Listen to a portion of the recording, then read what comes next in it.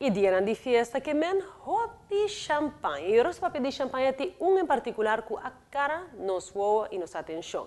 Se trata aqui não somente de celebração de champanhe, sino de parmento com comida e champanhe. Baiega de assim, uso de inspiração, ora que você gana de preparar ou comer prato fora do comum? Quizás você quer combinar prato aqui com bebida ordinário, pero que tem sabor super agradável. Láganos compartir algum tipo de comida que te dá água e satisfação incomparável. Começando com douche appetizer, maneira pop de cork. Pop de kork is een amuse die we serveren met de bruut. Dat is een oestertje. Oester en champagne, dat gaat heel mooi samen. Dat is eigenlijk altijd een traditioneel gerechtje met elkaar. Dat is de ducklever torchon. Die heb ik gemaakt met een chutney van roze peper en orange. En een rozijnenbrood getoast.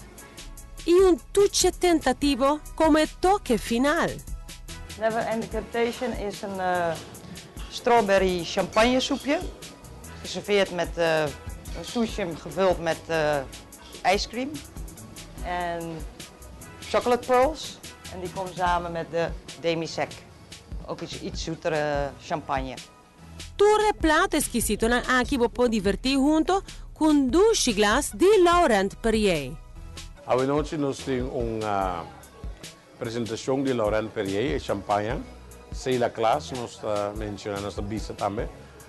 É champanhe francês e hoje junto com Twister Café, Annie e Linda, nós preparar excelente dinner para nós poder desfrutar de diferentes champanhe de Laurent Perrier hoje.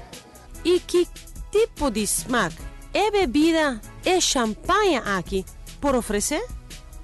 Champanhe brut, champanhe seco, mas sin embargo seco agradável, porque tem algum champanhe que hobby seco que está a boca pequer, pero essa aqui está champanhe que pode beber agradável. É brut, de Suez nós temos rosé, que está champanhe que o water traha de uma maneira de laga e casca de drive corar tiki dinge líquido para color, então isso é natra champanhe com ele, então champanhe é tá Laurent Perrier Rosé Brut e rosé é tá number 1 na tabisa mundialmente.